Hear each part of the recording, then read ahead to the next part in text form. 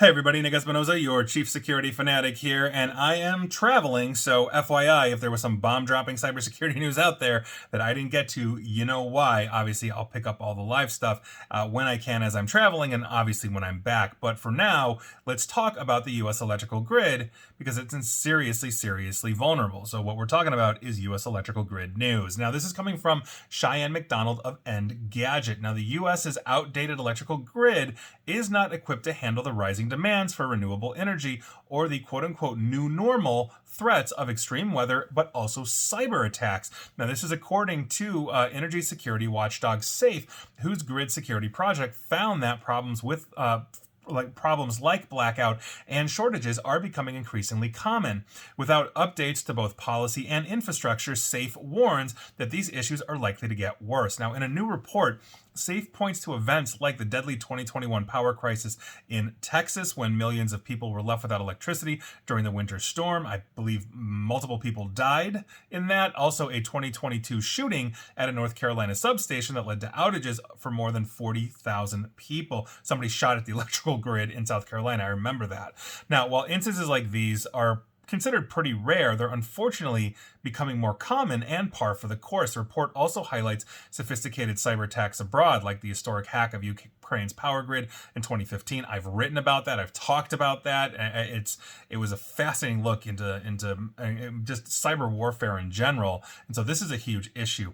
And I quote SAFE directly: "Extreme weather events, cyber espionage, and domestic terror attacks combined with increasing demand on aging infrastructure have turned the occasional power failure into alarmingly common events in cities across the United States." That is according to Thomas Coleman, executive director of SAFE's Grid Security Project, in a statement that they published recently. Now, the rapid transition also away from fossil fuels is going to add to that strain. We're all moving society-wide, I should say, towards electric vehicles. And so obviously that means it needs electricity. Like, the consumption is going to increase. Electric vehicles, which draw directly from the grid, for the record, have seen huge adoption in the recent years, and the system is still limited in its capacity to deliver energy from renewable sources like wind and solar to populated areas. Those continue to grow over things like coal, but nevertheless, we're not moving fast enough. Now, the current infrastructure won't be able to reliably keep up with greater energy generation and transmission needs. And according to SAFE, quote, "The progeny of the infrastructure on which our great-grandparents once relied is increasingly inadequate to serve as a foundation for today's modern economy," end quote. In other words, we got to update this thing, and we got to update it now. Now, I've talked about the electrical grid in the past as well. When basically the Biden administration came in 2021, essentially the inspectors generals did essentially cybersecurity audit of everything, including the electrical grid, and we found that something like 60 to 80% of it was just horribly, basically prone to cyber attack, vulnerable to cyber attack, et cetera, and that obviously is a huge issue. Not to mention the weather, not to mention the increase in electric vehicles, et cetera. So this is a longitudinal problem that we have. If we are not spending on infrastructure as a society, it is going to harm the economy. That is why we have things like governments to balance that out. If somebody's building the roads to make sure commerce gets to where it needs to get,